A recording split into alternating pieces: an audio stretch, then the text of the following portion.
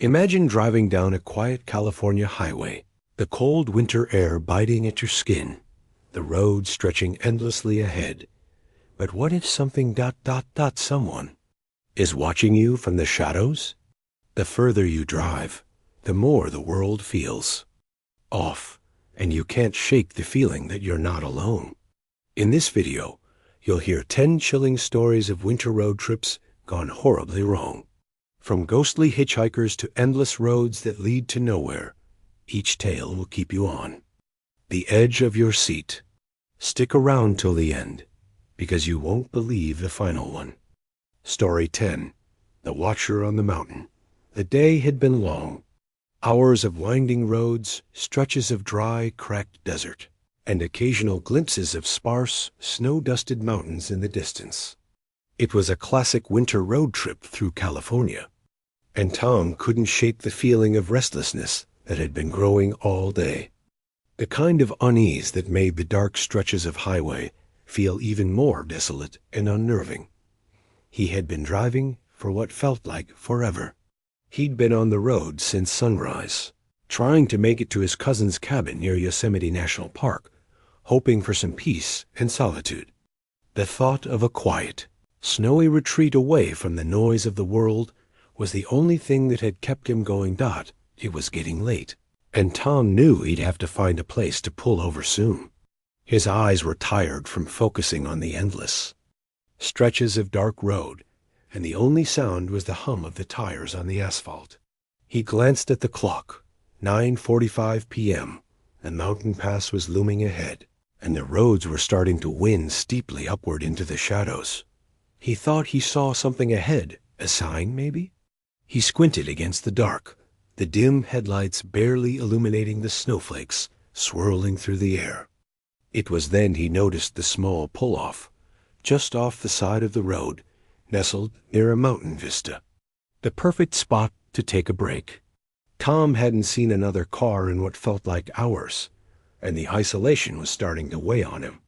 With a sigh, he slowed the car and turned the wheel to the right, guiding his car onto the small, snow-covered parking area. He was relieved to finally stretch his legs. The cold air outside hit him immediately, biting at his skin and reminding him how far he traveled. He could see the outline of the mountains rising sharply against the sky, their peaks disappearing into the mist of a winter night. The view was breathtaking. Tom grabbed his jacket from the back seat and stepped out of the car. He locked the doors behind him and began walking to the edge of the overlook. There was a sign near the edge of the cliff, though it was so weathered and old that he couldn't quite make out the words. As he stood there, staring out at the dark, rolling mountains, a strange calm settled over him. It was peaceful, but there was something unsettling about it, too. The air was still, almost too still. No wind, no movement. Not a single sound except for the occasional distant rumble of thunder in the distance. Then he noticed something, or rather, someone. On the ridgeline of the mountain in the distance, something caught his eye. It was just a figure standing still, staring out into the void of the night. Tom couldn't make out the details, but the figure seemed tall and thin, a shadow against the snow. He felt his stomach tighten, an uneasy shiver running down his spine. Why would anyone be out there in the cold, standing on the mountain so far away, at this time of night? He squinted, trying to get a better look, but the figure remained motionless. Tom felt a strange pull, as if his gaze was magnetized to the silhouette. His curiosity grew, and for reasons he couldn't explain, he felt like he needed to know more. But it wasn't just curiosity. It was something deeper, darker. It was as if the figure knew he was looking, and it knew he was alone. Tom shook his head, trying to clear the fog in his thoughts. He was tired. Perhaps it was the exhaustion playing tricks on him. He turned away from the cliff, glancing back at the car. But when he looked again at the ridgeline, the figure was gone. A lump formed in Tom's throat. He tried to shake it off. Just the cold, he muttered to himself, taking a deep breath. He turned back to the car, and walked towards it. But as he reached the door, he glanced back just once toward the mountain dot. The figure was back. Only this time, it was closer. It was standing just a little farther down the ridge, now visible enough that Tom could see the outline of what appeared to be a man, tall and thin, draped in a dark cloak. The cloak billowed behind him, like it was being blown by the wind, but there was no wind. The figure remained still, motionless. Tom's heart skipped a beat. Without thinking, he rushed back to the driver's seat and started the car. The engine roared to life, and he slammed the gear shift into drive. But then, in a flash of panic, something caught his attention in the rearview mirror. The figure was moving not. It wasn't walking, per se. It was gliding down the side of the mountain, effortlessly, impossibly, as if the ground itself couldn't hold him. Tom froze, his breath catching in his throat. It moved faster than any human could possibly move, its form stretching and shifting, now blurred, now sharp. It was as if the figure was growing, bending reality around it. His hands gripped the steering wheel tighter, sweat forming on his brow despite the cold air. He slammed the gas pedal to the floor, but his gaze stayed locked on the mirror. The figure was closer now, standing directly behind him on the mountain. And that's when it happened. He saw it in the reflection, a flash of pale white light. The figure had eyes. Tom's pulse raced as the figure's glowing eyes locked onto his through the rearview mirror. It was staring right at him, cold, empty, and full of something Tom couldn't comprehend. His body was frozen in place, his foot barely lifting off the pedal as a cold wave of dread washed over him. Then, out of nowhere, a sharp gust of wind slammed into the car, rattling the windows. Tom's heart hammered in his chest as the car jerked to the side. For a moment, he lost control. The car skidded to the left, the tires slipping on the snowy ground, until it came to a stop just a few feet from the edge of the cliff. He barely had time to breathe before the headlights flickered, plunging him into darkness. Everything around him was silent. The figure was gone. With his hands shaking, Tom turned the ignition again. The engine sputtered at first, but it started. He didn't care about the view anymore. He just needed to leave. He drove off the overlook and back onto the winding mountain road, his mind racing. The figure had been real. He knew it had been real. And it was following him. As he drove down the road, the snow began to fall heavier. He couldn't shake the feeling that the figure was still out there, watching him from the shadows. He glanced nervously in the rearview mirror, but saw nothing. His grip on the wheel tightened, and he drove faster, desperate to get out of the mountains, back to civilization. The road curved sharply ahead, and in the distance, he saw a small patch of lights, maybe a town, or another rest stop. Anything. That would break the isolation of the empty, snow-covered road. Then, just as he thought he could relax, the headlights flickered again. In that split second, Tom felt his heart stop. The figure was standing in the middle of the road ahead. Tom slammed on the brakes, the tires screeching in protest as the car lurched to a stop just inches from the figure. His heart was pounding in his chest, the blood roaring in his ears.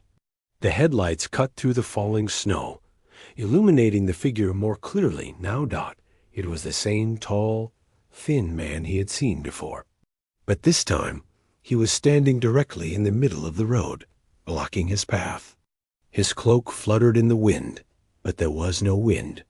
His head was tilted slightly to the side, as though studying the car, the driver inside, and the fear that was now consuming Tom.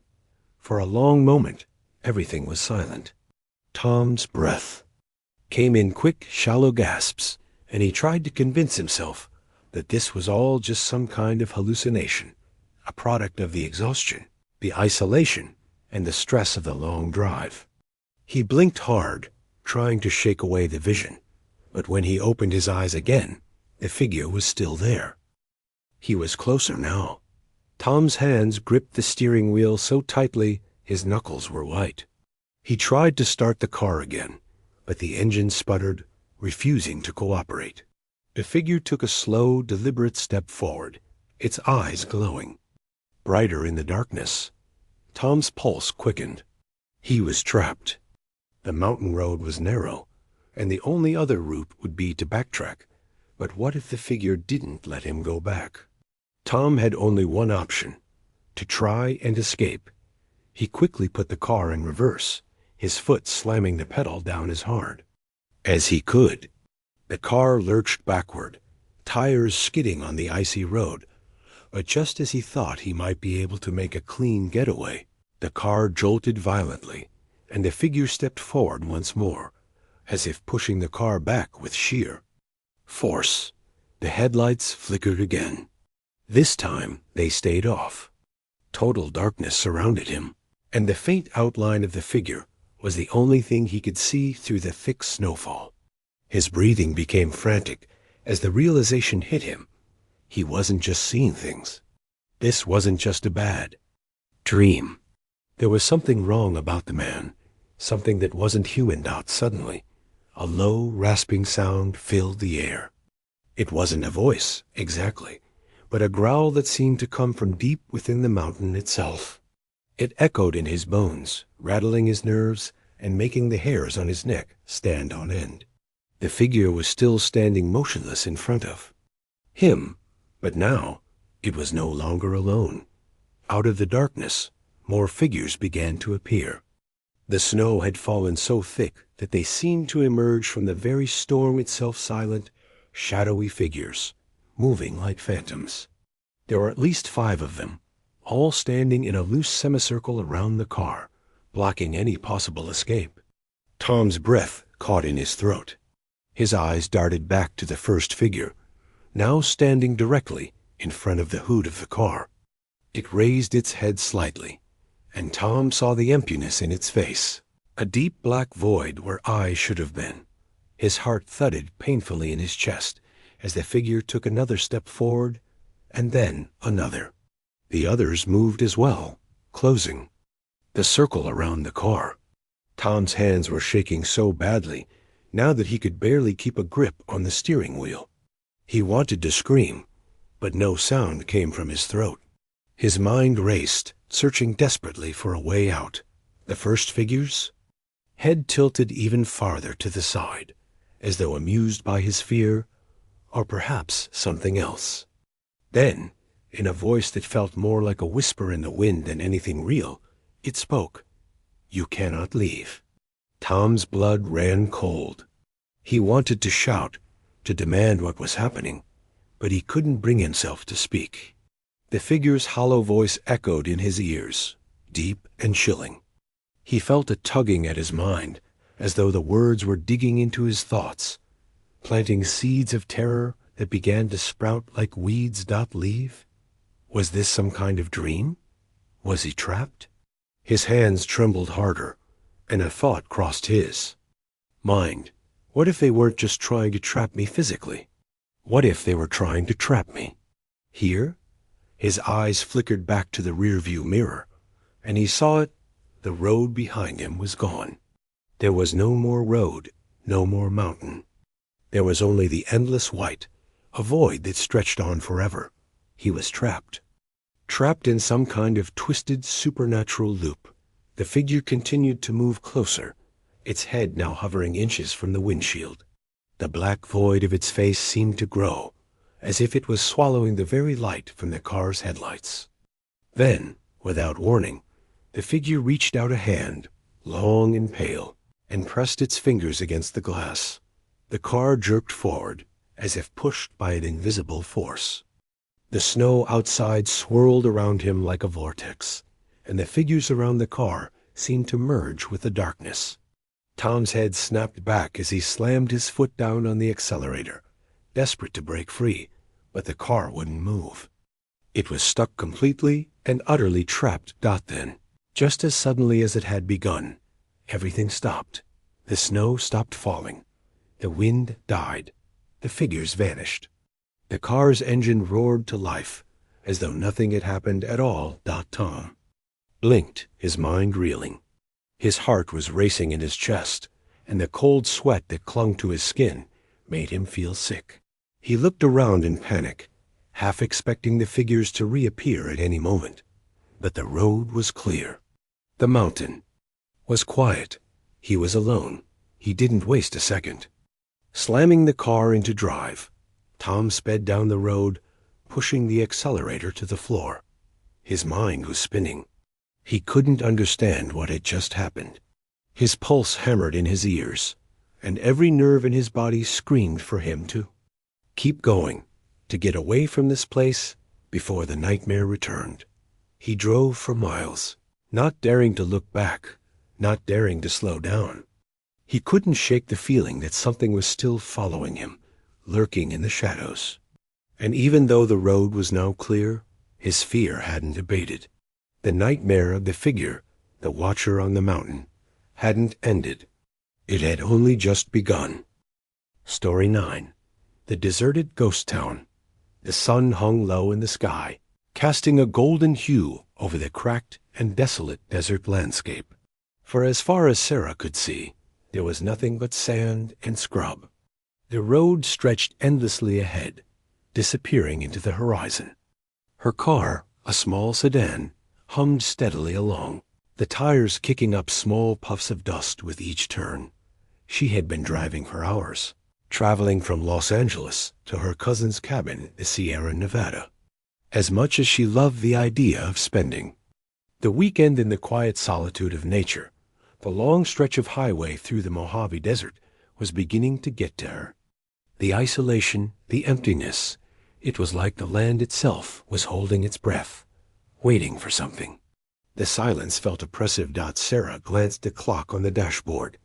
3:45 p.m. She had planned to stop for gas an hour ago. But the small towns she'd passed through had all been ghost towns, nothing but abandoned shops and rusting street signs. The highway was littered with faded signs advertising rest stops, but she had yet to find one that was open. Her stomach growled in protest, reminding her that she hadn't eaten since breakfast. She looked at the gas gauge, which was getting dangerously close to empty. She needed to find a place soon. Just as she was about to check her phone for the next town, a weathered sign appeared on the side of the road. It was small and barely visible through the dust, but the words were clear enough. Welcome to Desperation. 5 miles ahead. Desperation? Sarah muttered under her breath, raising an eyebrow. Well, it's certainly a fitting name for a place out here. She sighed, her tired eyes squinting against the setting sun. She had no choice but to keep going. The town, whatever it was, had to be better than running out of gas in the middle of nowhere. She pressed down on the gas pedal, her car picking up speed as she made her way toward the unknown town. Her thoughts drifted as the landscape began to change. The scrubby desert gave way to rocky outcrops and dirt roads. The air felt colder, and a chill began to settle in her bones. It was a strange kind of cold, not the crisp bite of the desert night, but something else, something unnatural. After what felt like an eternity, Sarah rounded a bend in the road, and there it was. Desperation. The town wasn't much to look at. The buildings were a collection of decaying, weathered shacks with peeling paint. The streets were empty, save for the occasional tumbleweed drifting by. It wasn't what Sarah had expected, but she was desperate. She slowed the car and pulled over to the side of the road. The gas station was just ahead. She could see the rusted, faded sign hanging crookedly on the front. The pumps were old, probably out of service, but she had to try. The lack of people was unsettling. Not a single car was in sight, and the silence was almost deafening. It felt as though the whole town was holding its breath. She grabbed her purse and stepped out of the car, the hot desert air rushing in to greet her. Her shoes crunched on the gravel as she walked toward the gas station, the sound echoing in the stillness. The door to the station creaked as she pushed it open, a cloud of dust hanging in the air. Inside, the place looked as though it had been abandoned for years. The shelves were bare, the counters dusty. Faded posters lined the walls, advertising long-forgotten products. The fluorescent lights flickered overhead, casting an eerie glow on everything. "Hello?" Sarah called out, her voice sounding strange in the emptiness. "Is anyone here?" No answer. Her heart skipped a beat as she glanced around, her nerves starting to fray. The unsettling stillness was unnerving. She could feel the hairs on the back of her neck stand up. She wasn't alone. She knew it. She could feel it in the air, the weight of unseen eyes watching her. She approached the counter, hoping to find someone who could help, but the place was as lifeless as the rest of the town. She hesitated for a moment, wondering if she should just leave. But her car was almost empty, and she couldn't afford to drive any farther without gas. Just as she turned to leave, she heard a faint sound, a soft shuffling, followed by a low, dry cough. It came from behind the counter. Sarah froze. Her hand instinctively moved to her purse, where she kept a small pepper spray bottle. She didn't want to be paranoid, but there was something off about this place, something deeply wrong. "Hello?" She called again, trying to sound calm, but failing miserably. Her voice was shaky. "Is someone back there?" The shuffling stopped. Then a figure appeared from behind the counter. He was an old man, tattered clothes, scruffy white beard, and deep lines carved into his weathered face. His eyes were a pale blue, almost lifeless, and his gaze seemed to drift in and out of focus. He took slow, deliberate steps toward her, the floor creaking beneath his weight. "You're lost," he said in a raspy voice, his words barely more than a whisper. Sarah blinked, taken aback. I'm not lost. I just need gas," she stammered. "Can you help me?" The man didn't answer immediately. He merely stared at her, his eyes narrowing, before he spoke again. "You should leave," he said, his voice suddenly sharp. "Before it gets dark." A chill ran down Sarah's spine. "What do you mean?" "I just need to fill up my tank." The man stepped closer, his gaze never leaving hers. "It's not safe here after dark," he whispered. "The town, it's not what it seems." She took an involuntary step back, suddenly feeling very exposed. "What are you talking about? What's wrong with this place?" The old man chuckled softly, his voice dry and hollow. "Desperation. It's a town cursed by time. You shouldn't be here. No one should." Before Sarah could respond, he turned abruptly and shuffled back toward the back of the store, disappearing into the shadows. She stood there for a moment, confused and unnerved. What was he talking about? Cursed by time? She glanced toward the door, wondering if it was safer to leave, but she needed gas. The man had seemed strange, but he was the only person she'd seen in this town. She couldn't just leave without trying to get what she came for. Shaking her head, Sarah decided to ignore the warning. She walked over to the gas pumps outside, her footsteps slow and hesitant. The sun was dipping lower, casting long shadows across the street. She could see the eerie, empty buildings looming around her, the windows dark and vacant. There was no movement, no sign of life anywhere. It was as though the whole town was dead. She tried the gas pump. It clicked, signaling that the fuel tank was full, and she sighed in relief.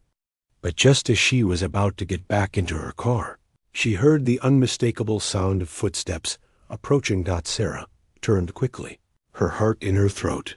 The figure of the old man was standing in the middle of the street, staring at her. His face was still expressionless, but there was something strange in the way he moved, unnatural, stiff, like he was walking through a dream. The air around him seemed to shimmer, and for a brief moment, Sarah could have sworn the ground beneath his feet was shifting. "Leave now," he rasped, his voice suddenly stronger, more urgent. "Get in your car and go. Don't look back. Not tonight." Sarah's pulse raced as she hesitated. Something about this man, about the whole town, made her blood run cold. She didn't want to stay here any longer, but she couldn't explain why she felt so drawn to leave in such a rush. Her fingers fumbled with their keys as she quickly started her car. Glancing in the rearview mirror, the old man stood motionless in the middle of the street, staring directly at her. But as she pulled away, something caught her eye in the mirror. The buildings, the shadows. They were ... moving.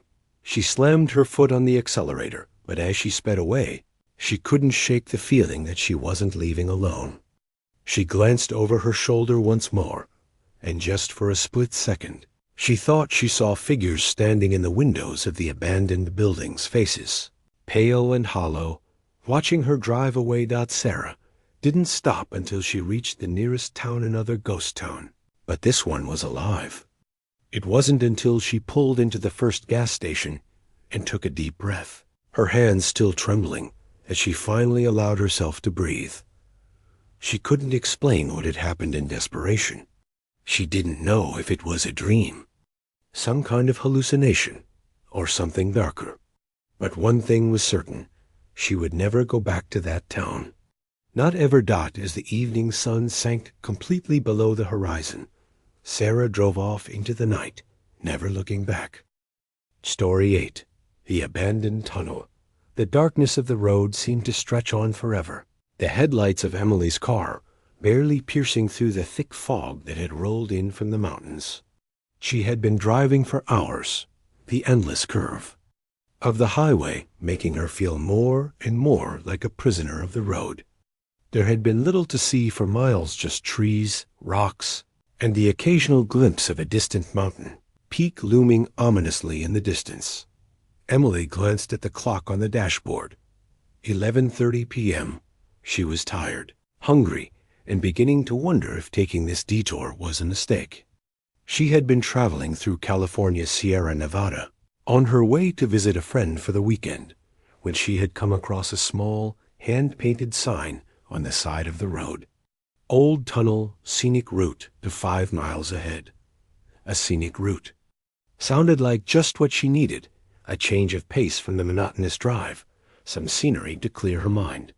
She had always been fond of exploring strange places, and an old tunnel sounded like the perfect adventure. But now, as the minutes ticked by and the fog grew thicker, she was beginning to second-guess her decision.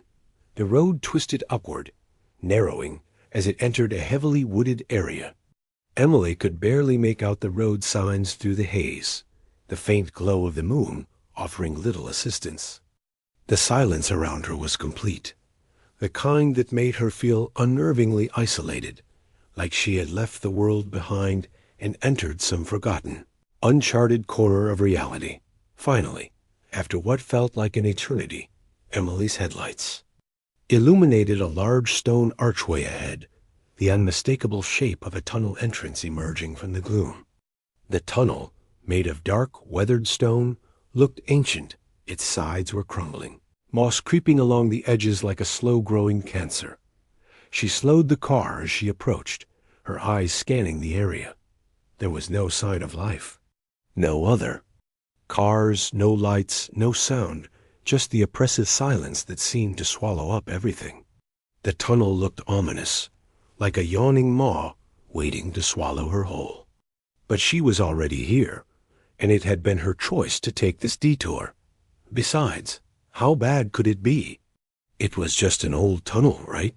As she drove closer, she noticed the metal gate beside the tunnel entrance. It was rusted and twisted, as if it had been there for decades, unused and forgotten. The gate was ajar, hanging precariously on its hinges, as if inviting her in. She hesitated for a moment, but curiosity won over. She took a deep breath, shifting her car into gear, and entered the dark mouth of the tunnel. The world outside instantly disappeared.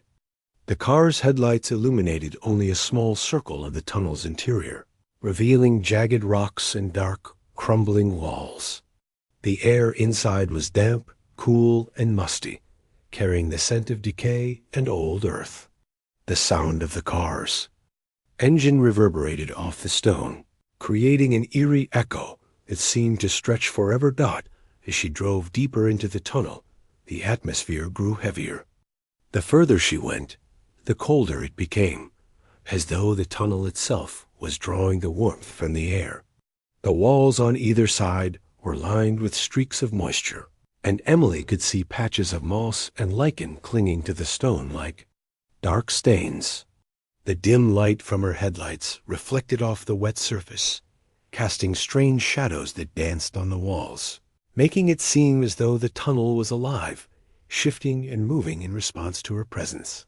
She glanced at the rear-view mirror, half expecting to see something following her. There was nothing. Just the same dark emptiness stretching behind her. Her grip tightened on the steering wheel as a sudden unease began to settle in her stomach. The tunnel was much longer than she had anticipated, and the silence was becoming oppressive. There was no sound except for the soft hum of the engine, and the occasional drip of water from the ceiling, splashing onto the ground below. And then, without warning, the lights flickered. Emily's heart skipped a beat as the headlights dimmed.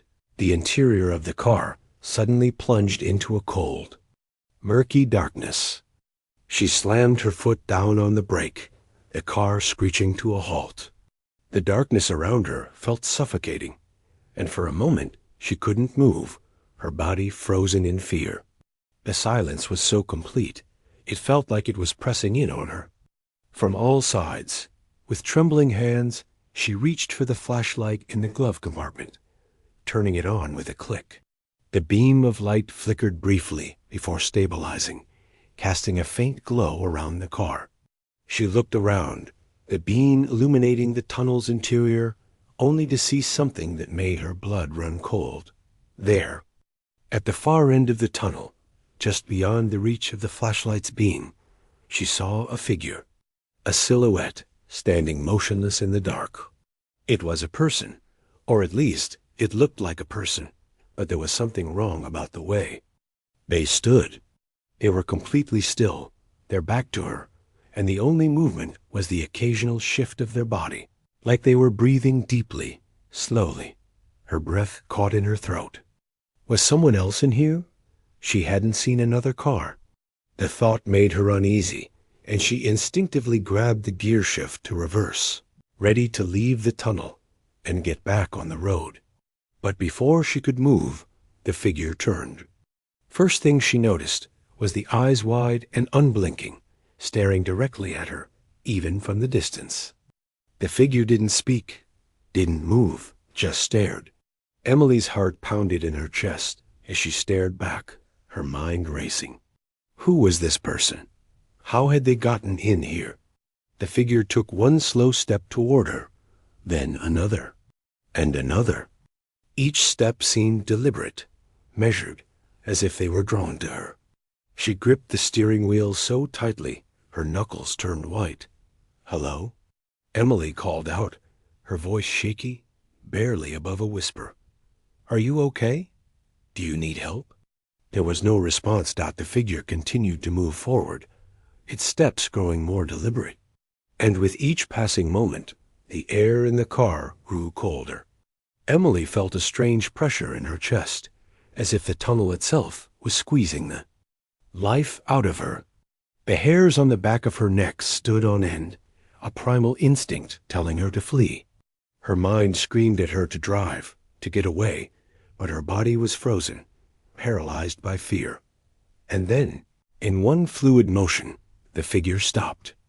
It was no more than a few feet away from the car now, just beyond the headlights, shrouded in the eerie light. Emily's heart pounded so hard in her chest that it was all she could hear. She had no idea what to do. She could feel the oppressive weight of the tunnel pressing down on her, the cold creeping into her bones. Her breath came in shallow gasps. The light from the flashlight flickering out suddenly, the figure moved again. This time, it wasn't walking. It was gliding. No floating dot it hovered, floating just inches above the ground, its movement unnatural and fluid, as though the laws of physics had no effect on it. Emily's heart nearly stopped. The figure's eyes locked with hers, their dark depths pulling at her very soul. She could feel the coldness radiating from it, the icy emptiness that filled the tunnel with something far darker than just physical cold. Her hand shot to the gear shift, and with one desperate motion, she slammed the car into reverse. The tires spun against the wet ground, screeching as she floored the pedal. But the car didn't move.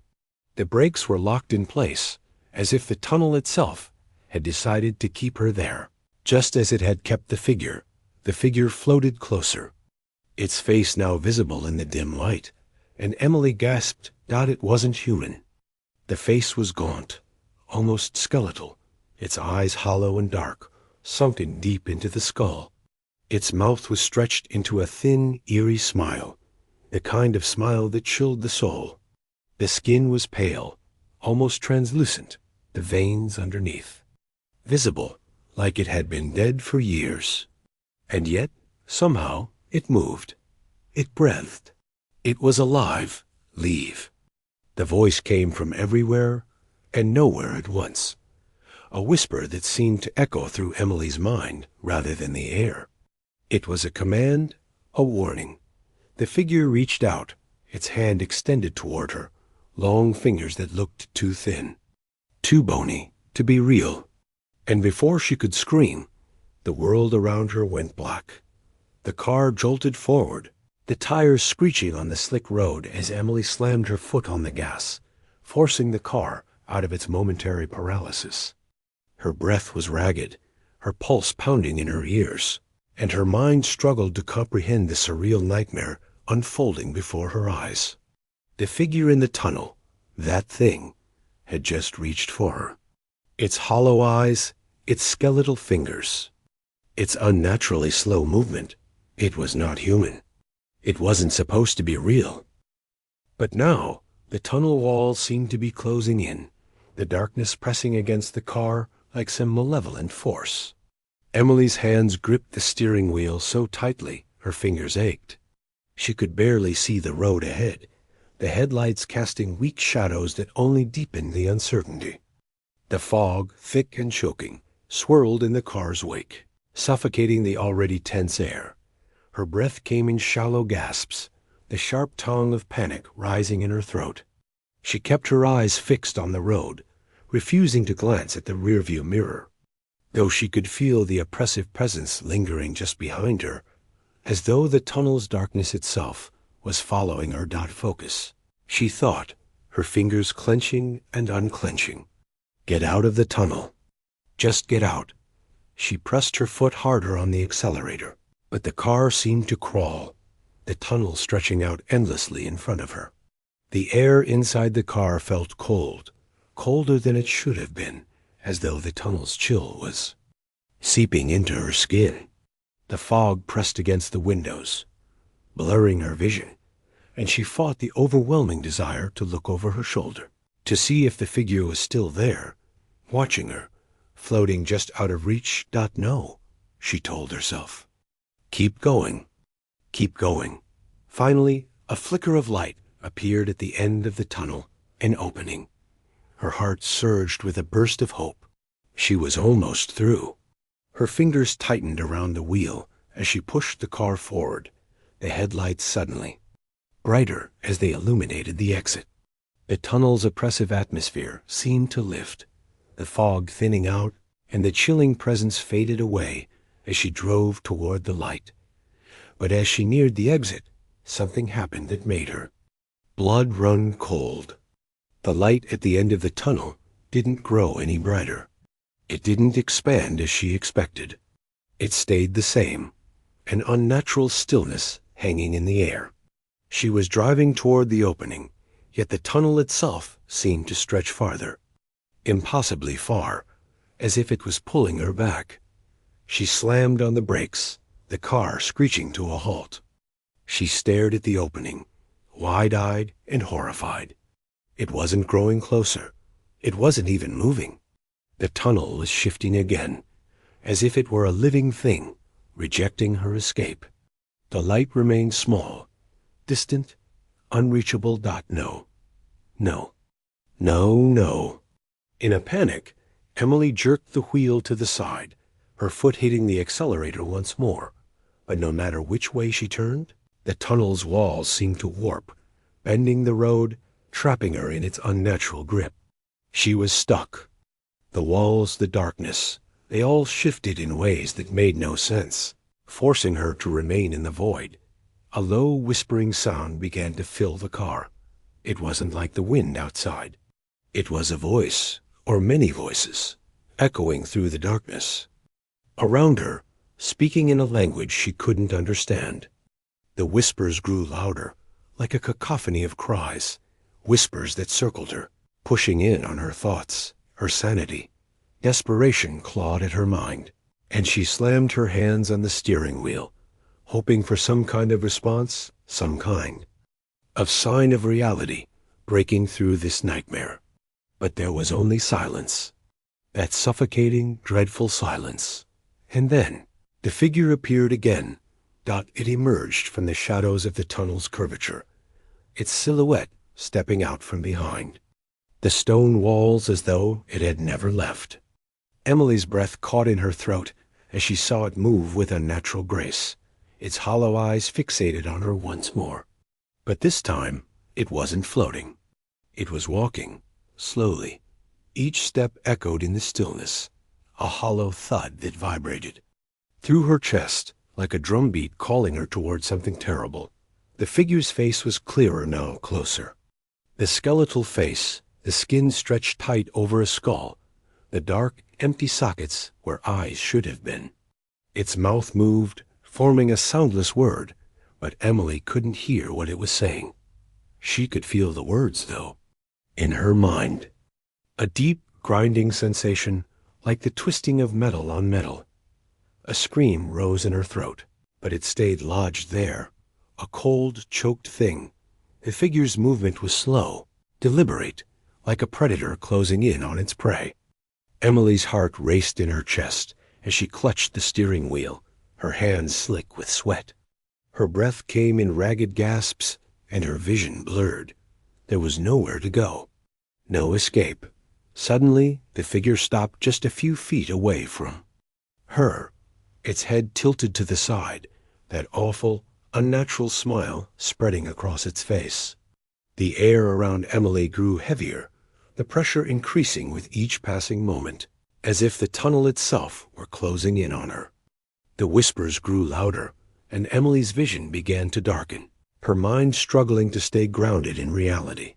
But then, the figure spoke, its voice a low rasp that seemed to crawl into her bones. "Leave this place." The words were like a command, cold and final. Emily felt the full weight of them pressing on her chest, suffocating her, dragging her down into some dark pit. But before she could react, before she could even think, the figure stepped forward, its skeletal fingers reaching for the car. Emily screamed, but it was a sound that seemed to be swallowed by the very air around her. She slammed her foot down on the accelerator, desperately trying to break free of the tunnel's hold. But the car jerked violently, like it had hit an invisible wall. The headlights flickered, the dashboard lights flickering in time with the violent tremors that shook the vehicle. With every ounce of strength she had left, Emily fought to control the car, turning the wheels sharply as the engine sputtered. She had no idea what was happening, only that she had to get away, had to leave. She pressed the accelerator again, feeling the car lurch forward. And then, as if the tunnel had finally let go of its grip, the car shot forward, the tunnel's walls opened up, the darkness around her fading. The bright light at the end of the tunnel was no longer an unreachable dot. It was growing larger, expanding, breaking through the oppressive grip of the nightmare that had been holding her in place. She drove, faster and faster, her breath shallow and uneven, her body shaking with fear. The whispers began to fade, this pressure lifting, and the light ahead grew brighter, clearer. She was almost out. She was almost free. The car burst out of the tunnel and into the open air. The fog dissipated, and Emily blinked against the sudden brightness of the night sky. The road in front of her was wide open now, the familiar sound of the engine roaring to life. She sped away, her heart pounding in her chest, the memory of the tunnel, the figure, still fresh in her mind. But as she drove further into the night, a lingering question gnawed at the edges of her mind. Was it over? She glanced nervously at the rear-view mirror. For a brief second, she thought she saw a figure standing just at the mouth of the tunnel, watching her drive away. But when she blinked, it was gone. Story 7. The car behind us. It had been a long day, a long drive, and despite the growing darkness, Emma and her boyfriend Jake were determined to make it to their destination. Their road trip had been an adventure, but it was about to turn into something much more sinister. The two of them had been driving through the long, winding stretches of the 101 freeway for hours, with nothing but the rhythmic hum of their car's engine and the occasional flicker of a sign offering food or gas. They were headed north, escaping the chaos of the city to spend a weekend in a cabin by the coast. It was supposed to be peaceful, a break from work, a chance to relax. But the deeper they got into the night, the more the drive began to feel endless. The last signs of civilization had disappeared miles ago, and now the highway was deserted. The air felt colder now that the sun had set, and the fog that had rolled in from the ocean seemed to have enveloped the road, making it harder to see what lay ahead. We're almost there, right? Emma asked, glancing over at Jake, who had been quiet for the past few minutes. His eyes were fixed on the road, his hands tight on the wheel. She noticed a slight tension in his shoulders, though he hadn't said anything that would explain it. Yeah, should be about an hour or so. Jake replied, his voice flat. He glanced over at her, his eyes briefly meeting hers, before darting back to the fog-covered road. It's really quiet out here. Emma didn't need to ask what he meant. The silence around them was oppressive. There hadn't been a single car for what felt like miles, and the thick fog didn't help the feeling of isolation. Every once in a while, the headlights would catch an odd, shadowy shape in the distance.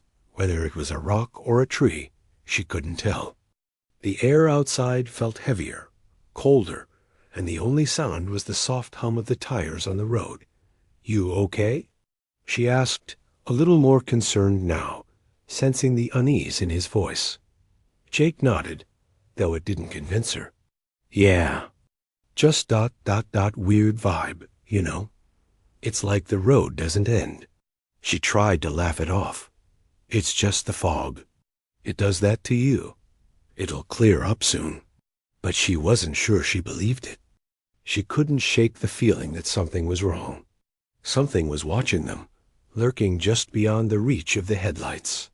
Every time she glanced into the rearview mirror, she expected to see a car behind them, but every time she checked, the road behind them remained empty. Suddenly, Jake's grip on the steering wheel tightened even further, his knuckles turning white. Did you see that? He asked, his voice low. Emma frowned.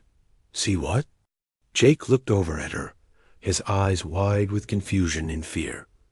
I swear there was a car behind us. I just saw the headlights. They were really far back. But it's weird, right? There's no one else out here. Emma turned to look. Out the back window. The road was still empty, stretching endlessly into the fog. She squinted, trying to make out any figures in the mist. I don't see anything. Are you sure? Maybe I'm just tired, Jake said, shaking his head. It looked like a car. But he glanced at the rearview mirror again. No, there it is again. You see that? Emma felt a chill run down her spine. There, faintly visible through the fog, were the unmistakable headlights of a car. They were far behind them, too far to have caught up so quickly. But there they were, glowing through the mist just behind them. The car's presence was like a shadow, always too far to be certain, but close enough to unsettle. Her heartbeat quickened. "I don't like this, Jake. I really don't like this." Jake stared at the rearview mirror, his jaw tight. "It's not normal. It's following us. I don't know how, but it is." Emma felt her stomach twist. "We should pull over." "Let's just pull over and see what's going on." Jake shook his head. "No, I don't want to stop. I don't know why, but I just have a bad feeling about that. I don't think we should stop." "But Jake," before Emma could finish her sentence, something unexpected happened. The headlights in the rearview mirror blinked, disappearing.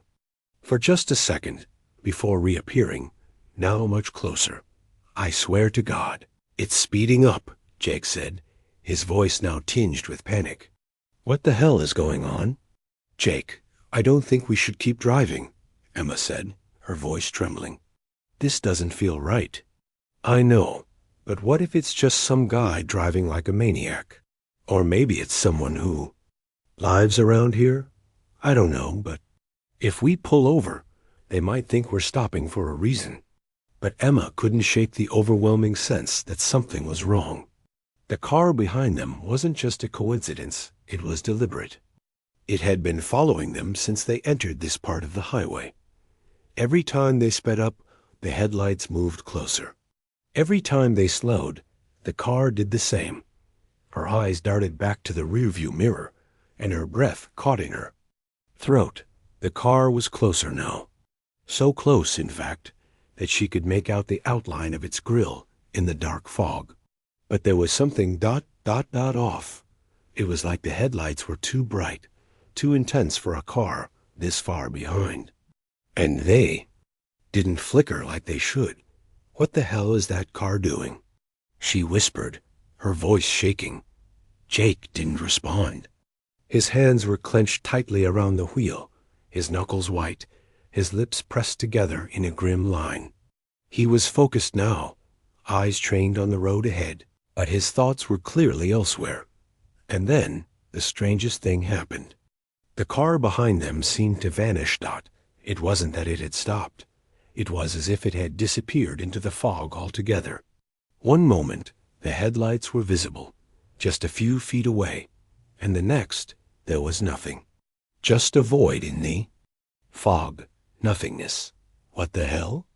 Emma said, almost breathless. "Where did it go? Where did the car go?" Jake didn't have an answer. He slammed his foot down on the gas, pushing the car faster, desperate to outrun whatever it was behind them. But that didn't work either. The headlights flickered back on, even brighter now, just inches behind them. "I can't take this anymore," Emma said, a tear slipping down her cheek. "I'm calling the police." She fumbled for her phone, hands shaking, dialing 911, but when the call connected, the operator's voice was strange, distant, almost distorted. 911, what's your emergency?" The voice crackled. Emma's heart skipped a beat. She could barely hear the words. The line wasn't clear, and the sound felt wrong, like a bad connection, like static from another world. "We're being followed," she said, her voice nearly cracking. "There's someone behind us. They won't stop following us." The line went dead. Emma stared at the phone in disbelief. "What the hell?" she whispered. "Jake, the call just cut off." She looked up at Jake, and the color drained from her face. The car behind them wasn't just behind them anymore. It was directly next to them, the headlights burning into their side window, blinding them both. They were driving on an empty, winding road, and there was no other car in sight, but this one seemed to be. Inside their car, its headlights reflecting off their side mirror and filling the space like it was trying to push them off the road. Jake's eyes were wide with fear. He pushed the wheel to the left, swerving to avoid a guardrail that was suddenly there, and the car followed. Right behind them, matching every movement. It was impossible. There was no way the car could move that fast, that fluidly. "Jake!" Emma screamed. "What is it? What's happening?" "I don't know." Jake's voice cracked. He looked out the side window, his face pale. "It's not real. It's not real." The car's headlights flickered again, and they could hear a sound, a low, inhuman growl from behind them. A sound that seemed to come from the car itself. In that moment, Emma realized something. The car wasn't following them. It was hunting them, and there was no escape. Story 6. The Road to Nowhere. Mason had always been the type to take the road less traveled. The kind of guy who found joy in getting lost, in the thrill of venturing off the beaten path. His friends often joked that he had a natural gift for taking detours. But this time was different. This time, the detour would be his undoing. It had started like any other road trip. Mason had decided on a whim to drive up the coast of California, following Highway 1 with nothing more than his backpack, a few snacks, and an old road map that he kept tucked in the glove compartment. He was heading to a small town he had heard of, a sleepy place tucked away near the redwoods. He had no rush, no real destination in mind other than to escape the city for a while. He was looking for solitude, the kind that only a long drive through empty roads could provide. The first few hours were perfect. The air was crisp, the sun hanging low in the sky, casting a golden glow on the ocean that stretched out to the west. He had passed a few small towns along the way, each more picturesque than the last, with winding streets lined by old brick buildings and hidden cafes. He didn't stop, though. He was in no hurry, and he preferred the quiet of the open road. As the sun began to dip below the horizon, the landscape changed. The road wound deeper into the mountains, away from the coast, and the trees grew taller, denser, more imposing. The warmth of the day faded, and the temperature dropped quickly, sending a chill through Mason's bones. He turned on the headlights, his car cutting a narrow path through the growing darkness. It wasn't long before the road began to take on a more desolate feel. The trees thickened on either side, their dark silhouettes like sentinels watching him drive by. He checked the map again.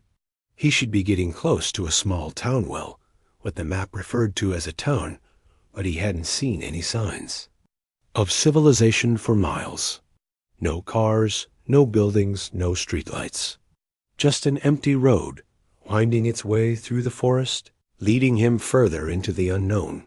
Mason sighed, rubbing his eyes. He hadn't expected to be this far out of the way. He didn't mind the isolation, but he was starting to feel a nagging sense of unease creeping into his gut. Maybe it was the silence. Maybe it was the way the road seemed to stretch endlessly ahead of him, with no signs of anything, no signs of life, no signs of anything human at all. He checked the gas gauge. It was low. He was probably in need of a refill. He glanced around for any sign of a gas station or a town, but all he could see were trees and the occasional bend in the road. The fog was starting to roll in, thick and white, obscuring everything around him. Then, just as he was about to pull over and check the map once more, he saw something up ahead. A light, faint but unmistakable, glimmering through the fog. It was hard to make out at first, but as he drove closer, it grew more defined. A house? A small building of some kind? No, it couldn't be that. It was a gas station. Relieved, Mason sped up slightly, eager to fill up and get back on the road. The gas station was an odd one, though. It wasn't the kind of modern, well-lit place that Mason was used to seeing. This one was old, decrepit, its sign hanging crookily, half of the letters burned out. The station itself was little more than a shack with rusting pumps standing still, as if forgotten by time. As Mason pulled up to one of the pumps, he felt a sudden chill, a shiver running down his spine. The place was completely abandoned. The kind of place you'd expect to see in a horror movie, a relic of a bygone era, left to rot under the oppressive silence of the surrounding forest. But he needed gas. He needed to get out of here. He could. Fill up and leave quickly. He stepped out of the car, and the cold air hit him immediately. A fog clung to the ground, swirling around his boots as he walked up to the pump. The station seemed ... wrong somehow. The air was thick with the smell of decay, and the windows of the shack were cracked, their glass shattered in places. There were no other cars, no signs of life. "Hello?" Mason called out, his voice feeling strange in the empty space. He tried the door of the shack, but it was locked. No response. He fumbled with his wallet, pulled out a credit card, and slid it through the pump's reader. The display flickered for a moment, then flashed an error message. He tried again. Nothing. Frustrated, he checked his phone, hoping for some kind of signal, but there was nothing, no service. His heart skipped a beat. He couldn't remember the last time he had seen a signal disappear so completely. This wasn't just an isolated spot. This was ... wrong. The hair on the back of his neck stood on end, and his breath came in shallow bursts as he looked around once more. The fog was thicker now, pressing in on him like it had a mind of its own. Suddenly, a loud clunk echoed from behind him. Mason spun around, his pulse racing, but there was nothing there. The fog was too thick to see beyond a few feet in front of him. He strained his eyes, half expecting to see someone or something moving in the distance. But no, the road was empty. The gas station was empty. He looked around for a moment. Then, against his better judgment, decided to check the shack again. He knocked on the door, louder this time. No answer. But then the door creaked open just a crack. A figure appeared in the dim light, a face shrouded in shadow. Mason felt his stomach tighten. The figure was old, its features hard to make out, but the eyes stood out wide and unblinking, dark pools that seemed to swallow the light. The person looked at him for a moment and nodded slowly, as if acknowledging his presence. "What can I help you with?" The figure rasped, its voice deep and gravelly. Mason took a step back, his instinct screaming at him to leave. I just need some gas," he said, trying to sound casual, though the words felt hollow coming from his mouth. "My tank's almost empty." The old figure didn't say anything for a moment, just stared at him. Then, slowly, it stepped aside, allowing Mason to enter the shack. Mason hesitated, looking over his shoulder. The air around him felt thick, suffocating. But the fog was only growing worse, and the gas station was his only chance to get moving. Again, he couldn't afford to stay stranded here. He stepped into the shack. Inside, it was as though time had stopped. The air smelled stale, musty, like something had been left to rot in the dark. A few dusty shelves lined the walls, their contents. A mixture of old magazines, faded cans, and strange trinkets that Mason couldn't quite place. A cracked radio sat on a counter, though the static coming from it was more unsettling than the faint music he expected. "You shouldn't have come here," the old figure said again, his voice even softer now. Mason looked up, his heart pounding. I'm just trying to get back on the road. I didn't know this place was ... so out of the way." The figure chuckled softly, a sound like dry leaves scraping across stone. "Out of the way? Yes, most people get lost here. They don't find their way back." Mason blinked, not sure if he had heard the figure right. "What do you mean?" "I'm not lost." The figure didn't respond immediately. Instead, it shuffled to the back of the room, its footsteps slow and deliberate. Mason followed, feeling the chill creeping down his spine as the figure disappeared into the shadows. Mason turned to leave, but the door slammed shut behind him with a deafening bang. His heart skipped. He spun around, his breath catching in his throat. The old man was standing in front of him now, his back to the door, his face twisted into an unsettling smile. It wasn't a smile that offered comfort or kindness. It was a smile that told him he was in far more danger than he realized. "You're not leaving," the figure rasped. "Not unless you want to stay. Like the others." Mason's blood ran cold. He lunged for the door, but it was locked. There was no way out. He pounded on the door, screaming for help, but no sound reached his ears. The gas station, the road, everything outside was silent. The figure just stood there, watching him, its unblinking eyes the last thing Mason saw before the world went dark. Story 5. The Snowbound Motel. It was supposed to be a short stop, just a place to rest for the night, before finishing the long drive through the mountains the next day. But the snowstorm had other plans. Lily and her husband Adam had been driving. For hours, their car cutting through the icy roads that led them higher into the Sierra Nevada mountains.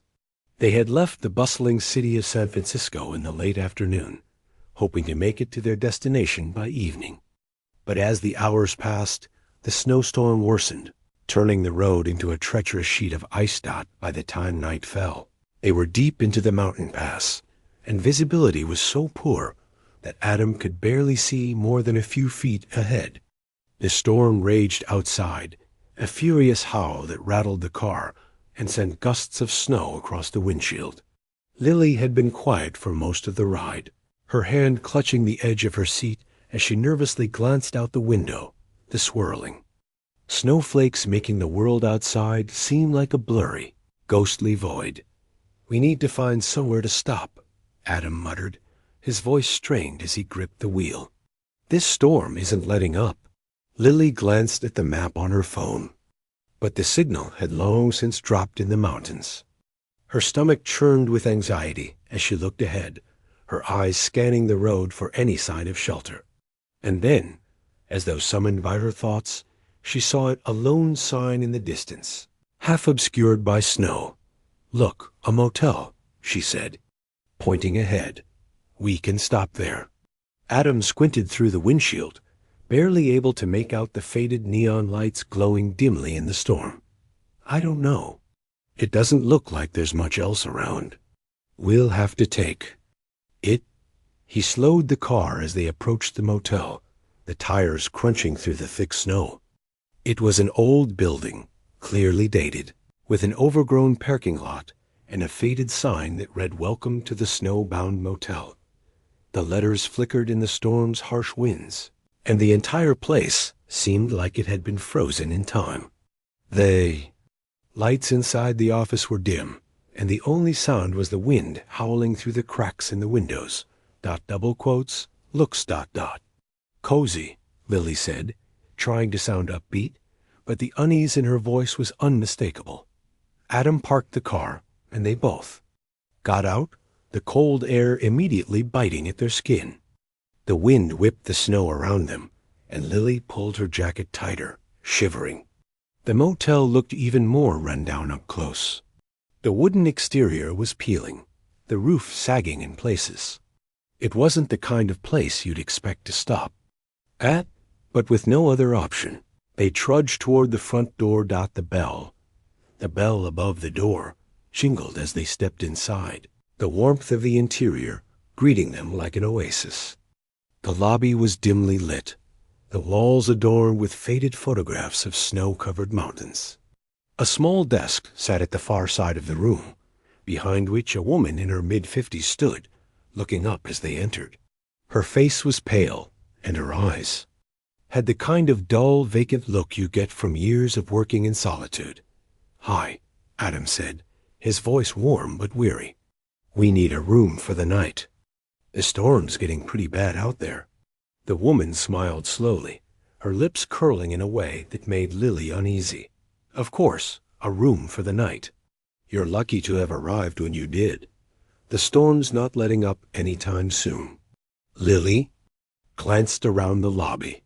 It was eerily quiet, the kind of stillness that made her feel like she was the only one in the world. There was an odd, musty smell in the air, a mixture of mildew and old wood. The only sound was the ticking of an old clock on the wall. The woman handed Adam a key, and her fingers lingered just a moment too long on the keychain. "Room 3. You'll be comfortable there," she said, her voice low and almost too pleasant. Adam nodded, but the exchange had left him with a strange feeling. Lily couldn't shake the chill that had settled over her. She wanted to leave, but the storm outside was ferocious, and the idea of driving through the mountains in that weather was terrifying. "Thank you," Adam said, clearly sensing the same. Unease. He led Lily down the hallway toward their room, the floor creaking under their feet. The lights flickered as they walked, casting long shadows on the walls. Room 3 was at the end of the hall. The door creaked open, revealing a small, dimly lit room with 2 beds covered in thick, floral patterned quilts.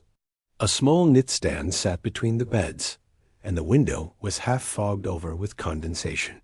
The bathroom door was ajar, revealing a faded, cracked sink and a shower that looked like it hadn't been used in years.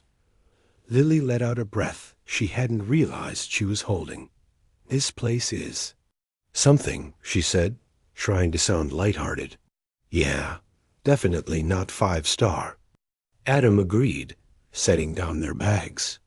But he was already scanning the room, his unease growing. Something about the motel felt wrong, like it was stuck in time, unable to move forward. The silence was deafening, broken only by the wind outside. "I'm going to try and get some sleep," Lily said, sitting down on one of the beds. "But if the storm keeps up like this, we might be stuck here longer than we thought." Adam nodded, but he didn't look comforted. He went to the window and pulled back the curtain, peering outside into the blizzard. All he could see were swirling white flakes, the darkness swallowing the road ahead. He felt a pang of dread. They were isolated, and the storm wasn't likely to let up any time soon. He turned back to Lily. "I think I'm going to see if I can find some food, maybe some snacks or something. It looks like the office is still open." "Be careful," she said, eyeing him with a concerned expression. "Something about this place. I don't know. It feels strange." Adam smiled, but it didn't quite reach his eyes. "It's probably just the storm messing with our heads. I'll be fine." Lily didn't respond, but she watched him leave, her eyes following him down the hallway as the door shut behind him. A deep, unsettling feeling gnawed at her, but she tried to push it aside. It was just the isolation, the storm, the unfamiliar place. She could relax, try to sleep, but as she lay back on the bed, the silence around her began to feel thicker, more oppressive. It wasn't just the quiet, it was the absence of sound, the absence of movement. Lily tried to tell herself it was nothing, that she was just being paranoid. But every time the wind howled outside, she felt it a cold, crawling sensation at the back of her neck. Her thoughts were interrupted when she heard something. A faint sound just on the edge of her hearing. It was a scratching noise, soft, rhythmic, like something dragging across the floor.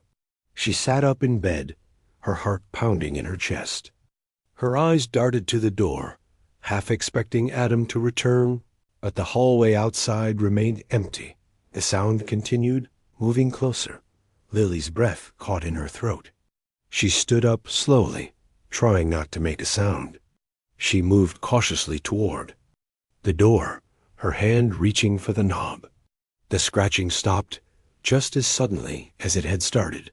"Adam?" she whispered, her voice trembling. There was no answer. The silence felt suffocating. Lily opened the door a crack, peering into the darkened hallway. It was empty. But then, from the corner of her eye, she saw something, a shadow, a movement. She turned quickly, her breath catching, but there was nothing. The hallway was still, as though nothing had happened. A cold sweat broke out on her forehead. Something was wrong. Suddenly, there was a loud bang from the direction of the lobby, followed by the sound of footsteps. Lily's heart raced. She wasn't alone in this place. But it wasn't Adam. This was different. The footsteps were slow, deliberate, like someone was walking right outside her door. With a deep breath, Lily opened the door fully, her pulse quickening. She stepped out into the hallway, her footsteps echoing in the silence. As she moved forward, she saw the flickering light from the lobby, casting strange, distorted shadows along the walls. She wasn't sure what compelled her to do it, but she kept walking. The feeling of dread only grew stronger the closer she got to the lobby. When she reached the end of the hall, she stopped. The door to the lobby was slightly ajar. She could hear voices now, but they weren't the soft murmur of the receptionist. No, these voices were harsh, rasping, like whispers that shouldn't be heard. Lily pushed the door open. What she saw froze her to the spot.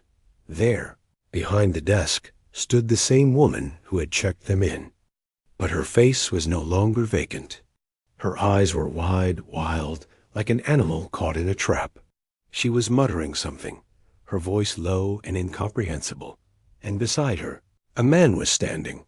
A man with a pale, twisted face. A face that seemed to melt away like wax. The last thing Lily heard before everything went black was a whisper. "You shouldn't have stayed?" Story 4. The cold echo. Samantha was tired. She had been driving for hours along the I-5, a seemingly endless stretch of highway that ran through the Central Valley of California. It was late around 11 p.m., and the cold desert air was thick, with the smell of pine and dust.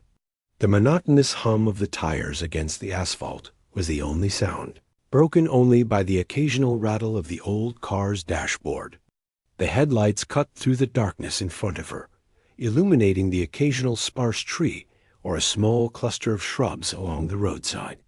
But for the most part, all she could see was the road stretching out endlessly ahead, swallowed. By the night, she glanced at her phone, but there was no signal. Of course, there wasn't. She was deep in the middle of nowhere. The isolation was both soothing and unsettling. She had made the decision to take this long drive alone to visit a friend in a nearby town, but the road was making her second-guess herself. The lack of human presence on the highway, a vast emptiness on either side, was starting to get to her. Her stomach rumbled, reminding her that she hadn't eaten much since the afternoon. A quick stop for a snack would have been nice, but there was nothing for miles. Samantha glanced at the clock on her dashboard.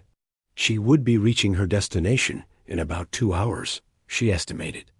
Maybe a little longer if the fog rolling in from the west got thicker. Just as she was about to turn up the radio to break the silence, something caught her eye in the rearview mirror. A set of headlights. It was faint at first, barely visible through the thickening fog, but there it was, a car coming up behind her. She hadn't seen another vehicle for miles, so the sudden appearance of a set of headlights was jarring. She felt a slight unease creep up her spine as she watched the car draw closer. It wasn't just that the car had appeared out of nowhere. It was the fact that it was tailing her so closely. Almost too closely. Samantha instinctively gripped the steering wheel tighter, her foot barely pressing on the gas as she watched the vehicle gain ground in the mirror. She glanced at the speedometer. She wasn't speeding, not by much, anyway. The road ahead was long, and there wasn't much in terms of curves or exits. She wasn't sure why the car behind her was so determined to stick to her bumper. She flicked her eyes back to the mirror. The headlights were nearly right up on her now, close enough that she could see the vague outline of the car in the reflection. It looked like an old sedan, dark-colored, almost black, but there was something off about it. The headlights were too bright, too harsh against the dense fog. It wasn't normal. Samantha felt her pulse quicken. "Okay," she muttered to herself. "This is just some guy in a hurry. He's probably trying to pass me." She checked the mirror again. The car was still right behind her, not moving to the left, not trying to pass, just following. her breathing began to shallow. There was no other car on this stretch of highway. There hadn't been for miles. Why was this person following so closely? "All right," Samantha said aloud, a little more forcefully this time, trying to calm herself. "Just a little paranoia, that's all." She glanced again at the rearview mirror, expecting the car to pull around her, but it didn't. The headlights remained fixed in place just behind her. She wasn't imagining it. It was as though the car was deliberately trying to stay as close as possible, almost as if it wanted her to know it was there. Her hands were now gripping the steering wheel so tightly that her knuckles turned white. She had been driving for hours, and the last thing she wanted was to get stuck in a creepy situation with no one around to help. The fog seemed to grow thicker as the minutes passed, and her headlights barely cut through the white wall of mist that surrounded her. The only thing visible in front of her now were the eerie glowing headlights of the car behind, which made it seem like she was trapped in an endless tunnel, alone with the unsettling presence of the car that seemed unwilling to leave her side. Samantha's foot instinctively pressed harder on the gas, hoping to gain some distance. The car behind her sped up as well, its headlights seeming to follow the exact rhythm of her car, as though it had anticipated her every move. Her anxiety was mounting. She couldn't stand it anymore. She needed to lose the car behind her, but every time she sped up, it did too. It wasn't just that it was behind her, it was the unrelenting nature of it. This wasn't just a car that happened to be driving the same speed. It was deliberately staying close, matching her every move. She turned off the highway and into a small rest stop area, hoping to break the chase to throw the car off.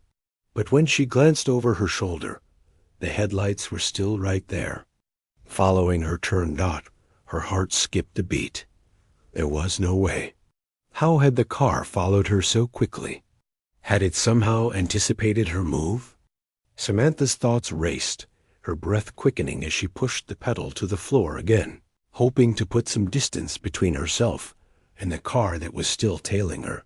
The headlights stayed glued to her rearview mirror. She couldn't escape.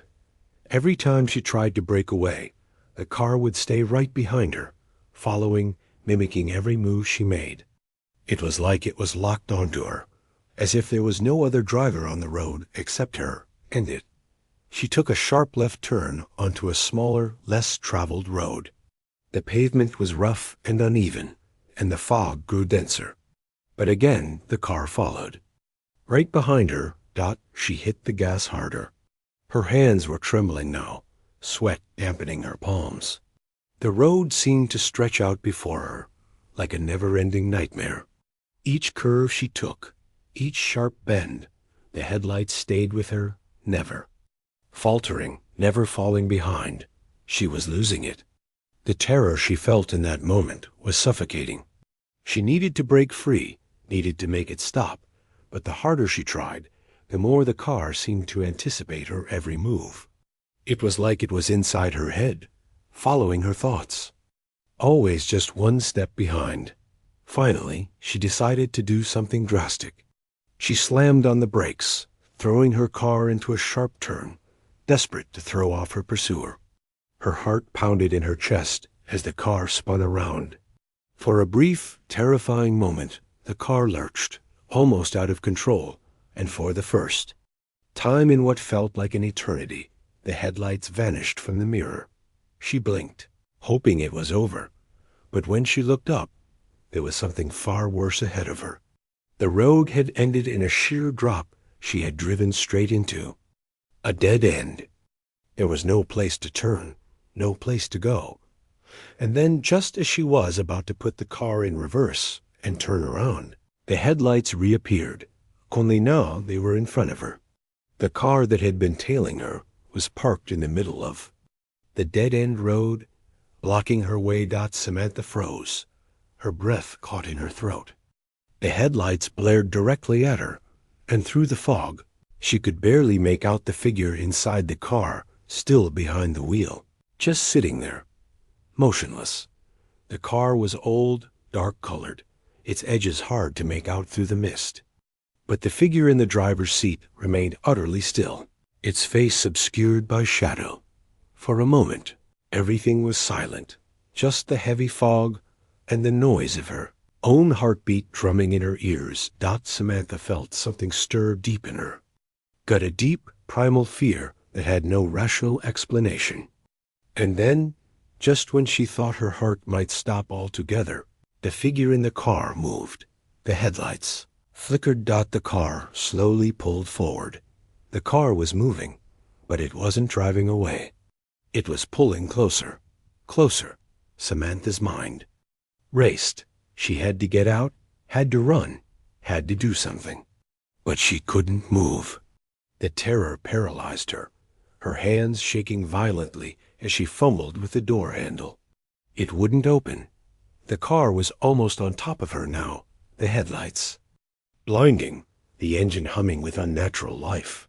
And then, in the midst of her panic, she heard it. A voice.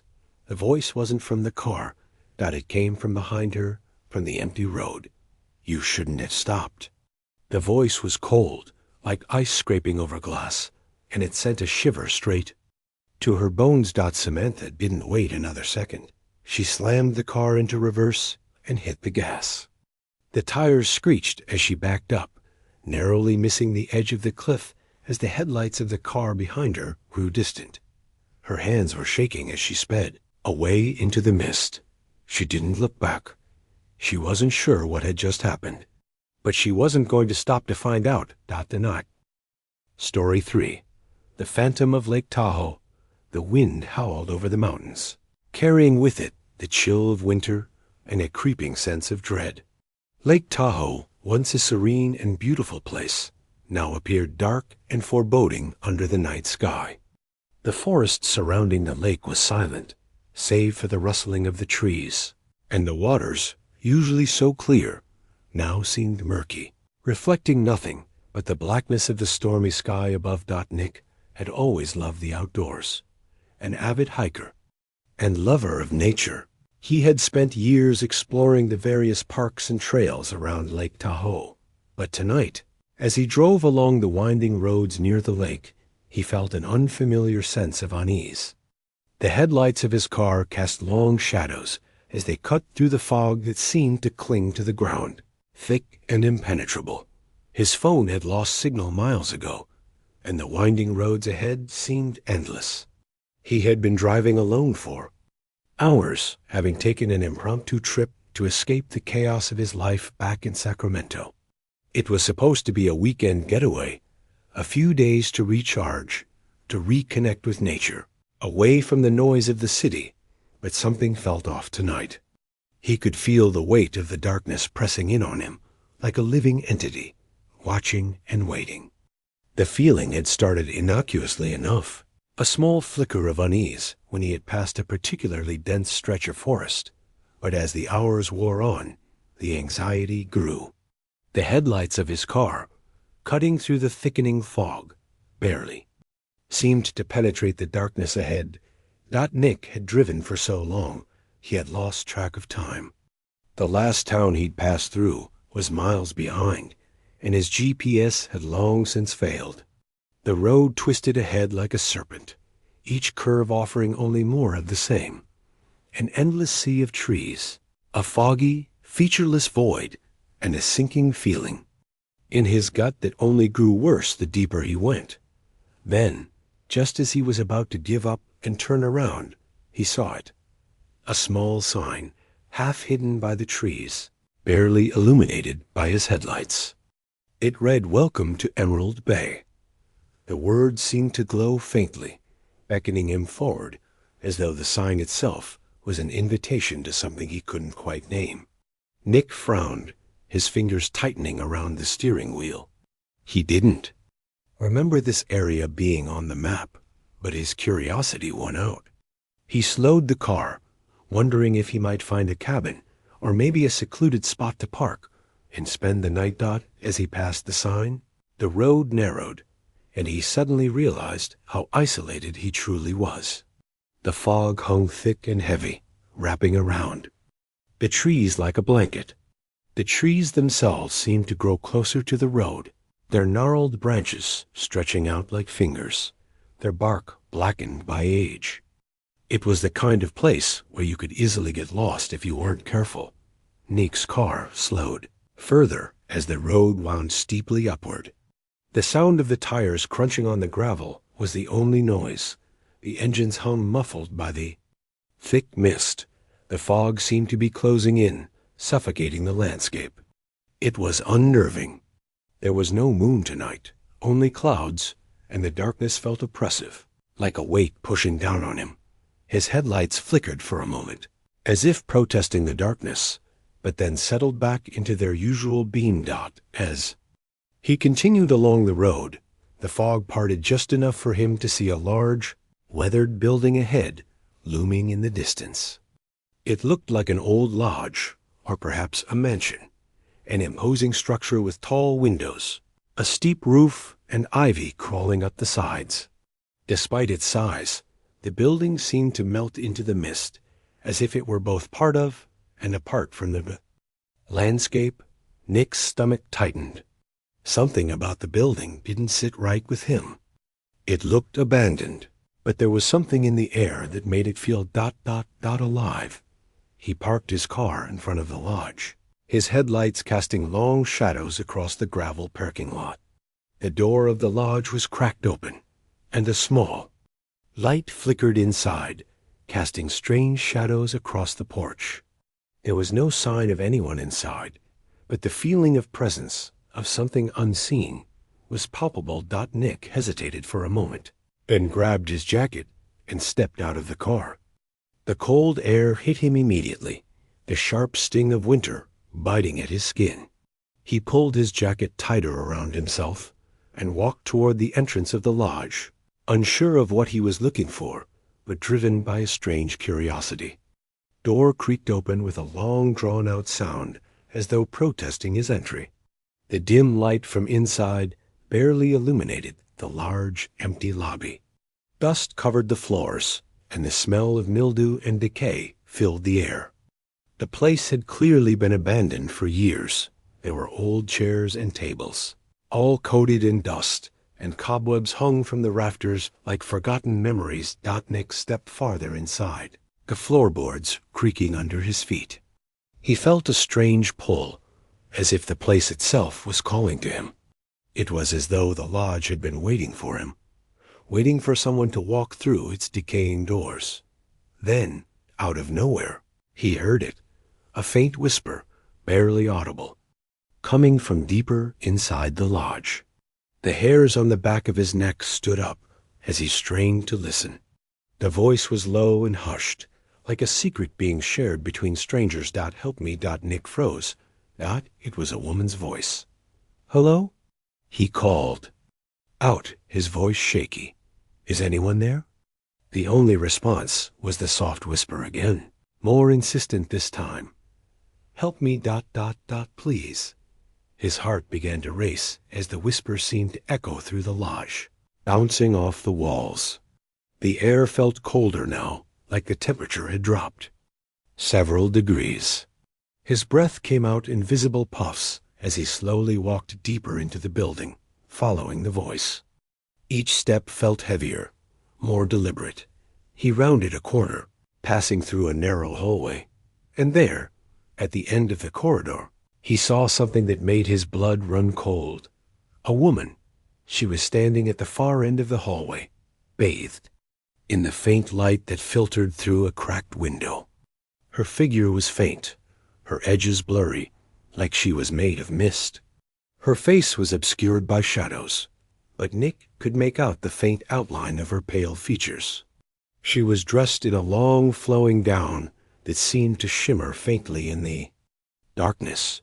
Nick's breath caught in his throat. He took a step forward, his feet reluctant to move. Are you okay? He called out, his voice trembling. The woman did not respond, but the air around her seemed to grow heavier, colder. The room seemed to darken, the shadows around her deepening as if they were alive, twisting and coiling in the air. Nick stepped forward again, his legs shaky.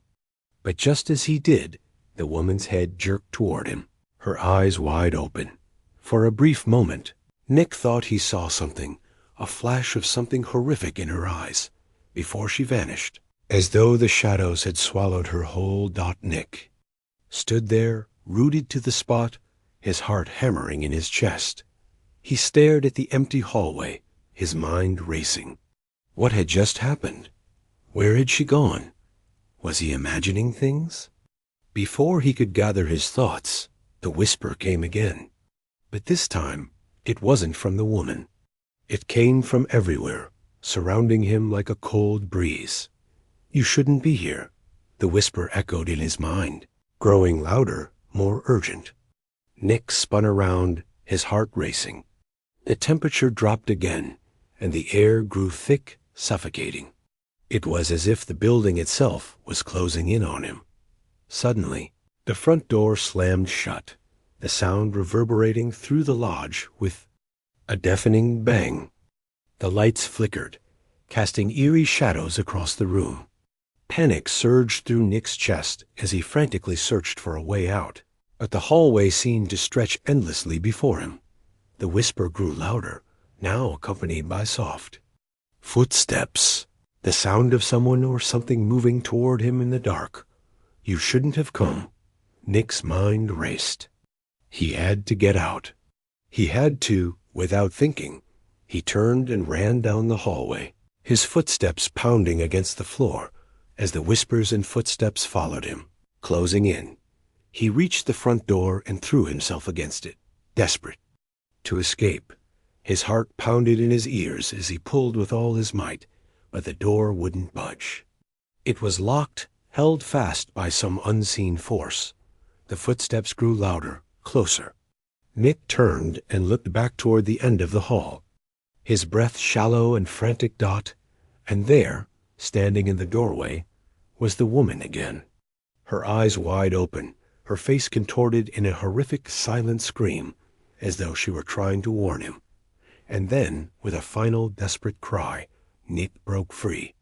The door flew open, and he stumbled outside into the cold night, gasping for breath.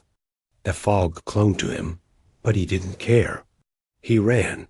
He didn't look back, but as he reached the car, he swore he heard the woman's voice one last time, carried on the wind. "You shouldn't have come. And now you can't leave."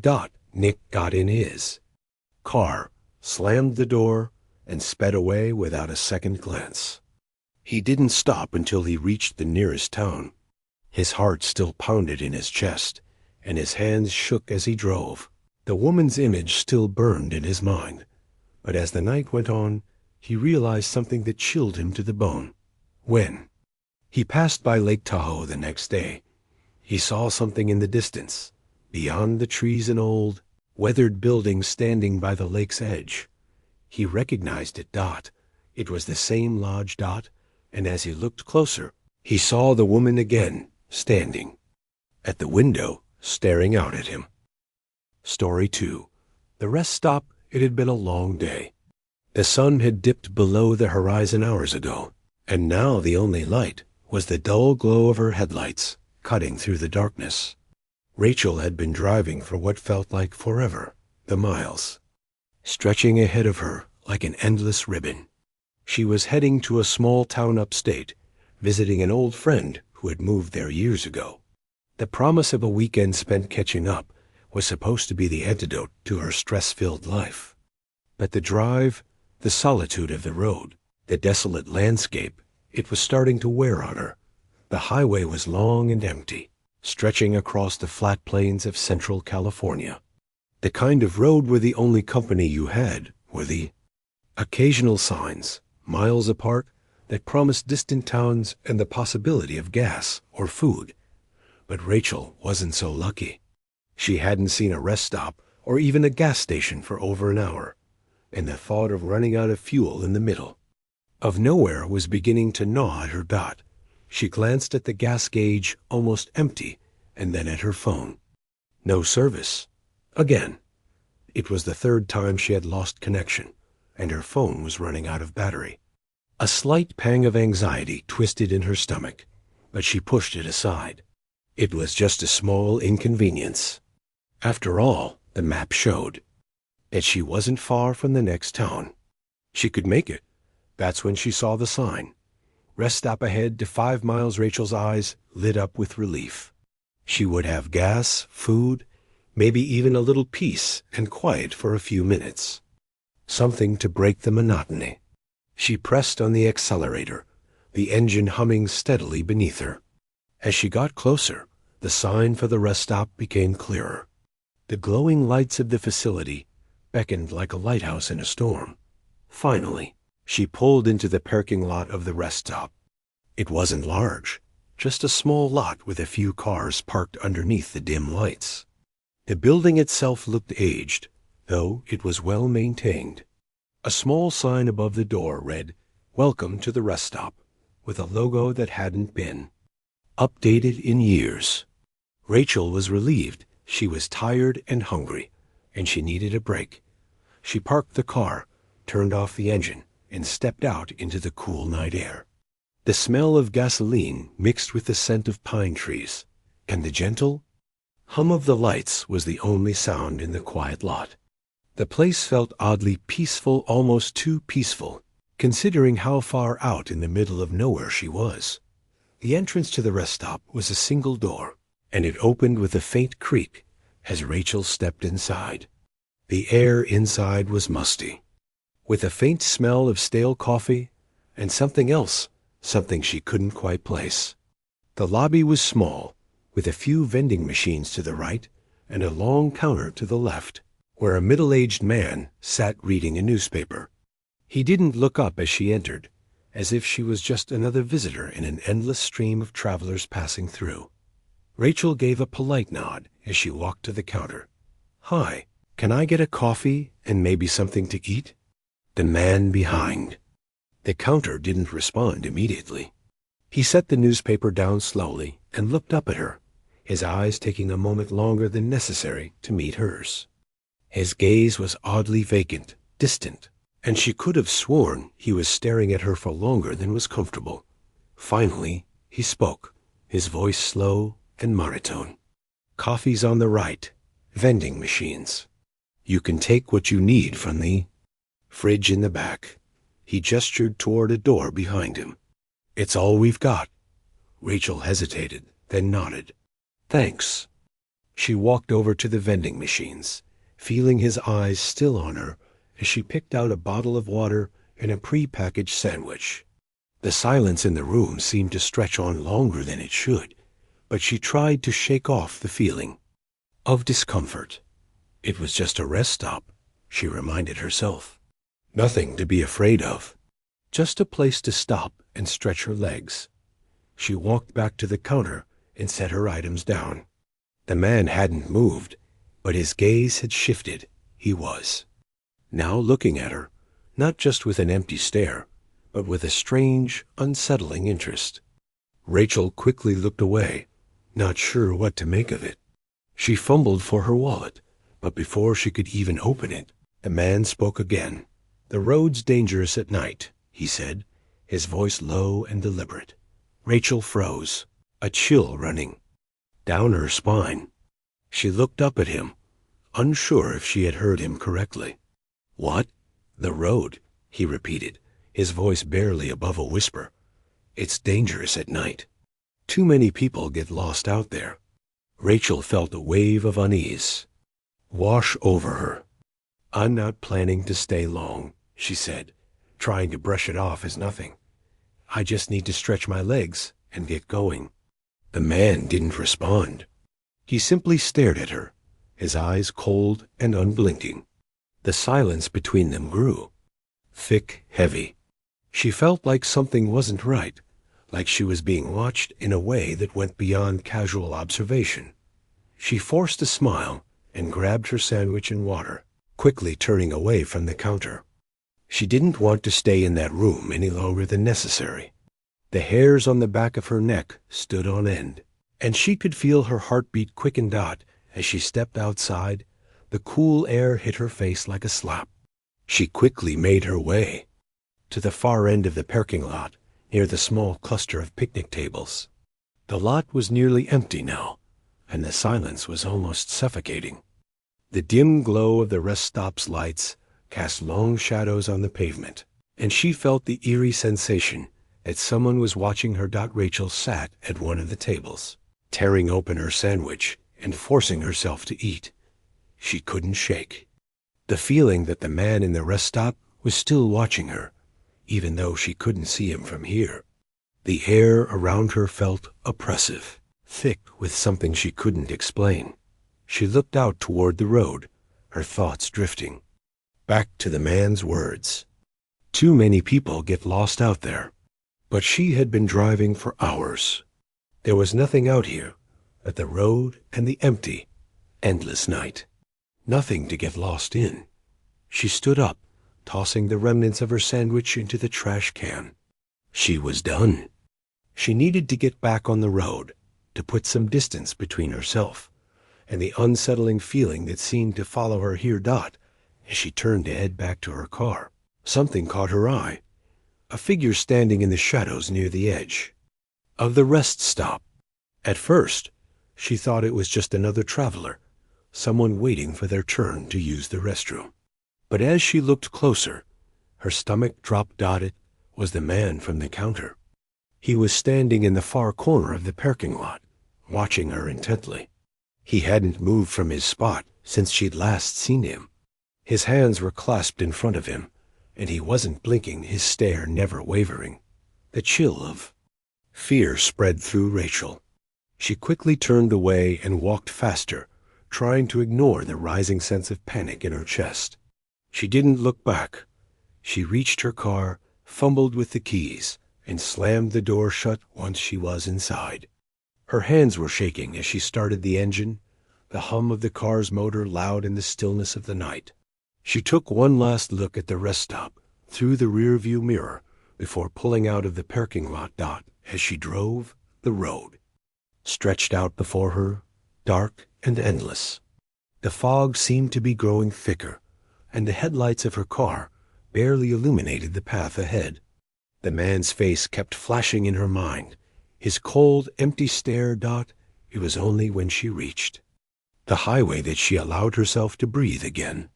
She was almost out of the forest, almost back on a main road. She looked down at her phone, still no service. The signal had dropped again, just as it had before. Her hands tightened around the wheel, and then, out of nowhere, a voice filled the car, soft at first, like a whisper, then growing louder, clearer. "You shouldn't have stayed." Her breath caught in her throat, her hands gripping the steering wheel so tightly her knuckles turned white. She glanced around, but the road was empty. The car was empty. The voice had come from nowhere, echoing in her ears. Her heart pounded in her chest. There was no way it could have come from the radio. She hadn't even touched the dial. But it was there, so real, so terrifying. "You shouldn't have stayed?" Rachel pressed down on the gas, desperate to leave it all behind. But the words kept ringing in her ears, louder and louder, until they drowned out everything else. She didn't stop driving until she reached the next town, her hands still trembling. But when she finally looked at the clock, she froze. It was 3 a.m. when she had left the rest stop. She had been driving for only 30 minutes. Story 1. The Vanishing Hitchhiker of Highway 1. The rain fell steadily, a light drizzle that blurred the world outside of the windshield. The headlights of Olivia's car cast long shadows on the slick, winding road of Highway 1, where the ocean's dark expanse stretched out beyond the cliffs to the left. The road was barely wide enough for her car to pass through, with no guardrails to protect her from the drop just a few feet away. The journey had been long, and she was starting to regret not having planned her stop sooner. But now she was determined to get to her destination, a small beach cabin she had rented for the weekend, a quiet retreat from the busy city life she was so used to.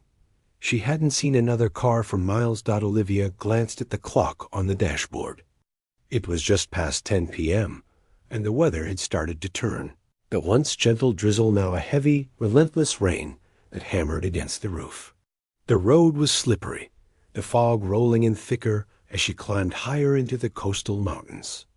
The visibility was getting worse, and she had to slow down. Squinting through the windshield dot, she had been on this stretch of highway before, but never in weather like this. The curves and bends of the road, once familiar, now seemed to take on an almost sinister feel. She could barely make out the cliffs and coastline in the distance. Everything was shrouded in gray mist. Her mind wandered to the ghost stories she had heard about Highway 1 legends of mysterious figures, of people who had vanished without a trace along these very roads. Of course, they were just stories. Nothing more than rumors passed around by locals. Just get to the cabin, she muttered to herself, trying to shake off the creeping unease. She wasn't afraid of a little rain, but the loneliness of the road was starting to get to her. She wanted to arrive at the cabin, curl up with a good book, and forget about the hustle of the work week. But then, through the heavy rain and swirling fog, Olivia saw something that made her freeze. A figure, standing on the side of the road. A person, drenched, their thumb outstretched in the universal gesture of hitchhiking, got her heart skipped a beat. She hadn't seen another soul for miles, not since she passed that lone diner hours ago. It was almost impossible to imagine anyone else being out here, especially in weather like this. The person was barely visible, just a shadow in the fog, but she could make out a silhouette of a woman. Olivia hesitated. The thought of picking up a stranger, especially in the middle of nowhere, wasn't exactly appealing. But then again, what other choice did she have? It was late, the rain was worsening, and the woman looked as though she might be in trouble. She couldn't just drive by Dot with a sigh. Olivia slowed the car and pulled over to the side of the road. The woman approached slowly, her head down, her hood pulled up to shield her from the rain. Olivia rolled down the passenger window just enough to speak. "Hey, are you okay?" Olivia called out, trying to make herself heard over the sound of the rain. The woman didn't respond at first, but then she lifted her head. Her face was pale, her features sharp, and she looked exhausted. Her eyes were wide, like she had been standing there for a long time, waiting. Olivia felt an odd shiver run down her spine, but she quickly shook it off. It was just the weather. The isolation. Need a ride? Olivia asked again, offering a small, reassuring smile. The woman nodded silently and opened the door, slipping into the seat next to Olivia. She was drenched, her clothes soaked through. Olivia immediately turned up the heat, trying to warm the car up. The woman didn't say anything, just sat there, looking out the window as if lost in thought. Olivia glanced over at her, but she didn't want to make the woman uncomfortable. "Where are you headed?" she asked, hoping to start a conversation and ease the tension. The woman's gaze drifted toward her. "I'm heading north, just ... trying to get to the next town," she said in a soft, almost distant voice. Olivia nodded, though she found the woman's vague answer strange. "I'm heading up the coast, too. I'm actually on my way to a cabin near Big Sur. It's a bit of a drive, though." The woman didn't respond to that. Instead, she seemed to turn her attention back to the window, watching the rain blur the world outside. Olivia tried not to let the silence weigh on her too much. She turned her attention back to the road, concentrating on the curving path ahead. Minutes passed in uneasy quiet. The wind whipped against the car, and the fog seemed to grow thicker by the second. Olivia tried to push the odd feeling in her gut aside. It was just the weather, she told herself. It was just the solitude of the road. As they rounded a tight bend, Olivia's headlights flickered, briefly plunging the car into darkness before returning to their full intensity. It startled her for a moment, but the car kept moving forward. "You okay?" Olivia asked the woman, glancing over at her. She hadn't said a word in a while. The woman didn't respond at first. Olivia turned her eyes back to the road. Then, suddenly, the woman's voice broke the silence. "I'm not going to make it to the next town," she said, her tone flat and almost resigned. Olivia frowned, confused. "What do you mean?" "I thought you said, 'I'm not going to make it,'" the woman repeated, her voice low, her gaze fixed on the dark, rainy road ahead. "It's too late. I shouldn't have come." The words hung heavy in the air, and for a split second, Olivia didn't know how to respond. The woman's sudden change in tone, the heaviness of her voice, it was unsettling. Olivia felt a knot tighten in her stomach, an instinctual warning flaring up. Something wasn't right. The woman shifted in her seat, her gaze still locked on the road. But Olivia noticed that her body had stiffened, her fingers clenched tightly in her lap. Before Olivia could ask another question, she noticed something in the rearview mirror. A pair of headlights, not far behind, coming up fast. The car was gaining on them quickly, too quickly. Olivia's grip on the steering wheel tightened. The car behind her was speeding. It was tailgating them, closing the distance faster than she thought was possible on this winding road. Her heart skipped a beat. Why was this car following so closely? There were no other cars around for miles. She tried to keep calm, but the car behind her was relentless. It stayed right on her bumper, its headlights blinding her in the rearview mirror. The woman sitting next to her didn't seem to notice. She didn't move. She didn't react. Olivia pressed on the gas, trying to lose the car behind them, but it matched her speed. No matter how fast she drove, it stayed right behind her, its headlights growing brighter as if it were intent on chasing her down. Finally, in a panic, Olivia turned sharply onto a small, unmarked side road. The headlights behind her followed instantly, without hesitation, as if they had expected her to do it. She didn't have time to think. The road ahead twisted sharply, narrow and winding, and she prayed to God she wasn't about to drive off the edge of the cliff. The headlights continued to stay right behind her, unyielding, never breaking their hold. Suddenly, Olivia's phone rang. She didn't think. She picked up the phone, her fingers trembling, but she didn't recognize the number.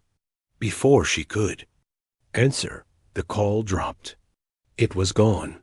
The headlights behind her flickered, and for the briefest of moments, Olivia saw the other car's outline. The driver inside was blurry, indistinct, but their figure seemed oddly familiar. Then, without warning, the car behind her vanished.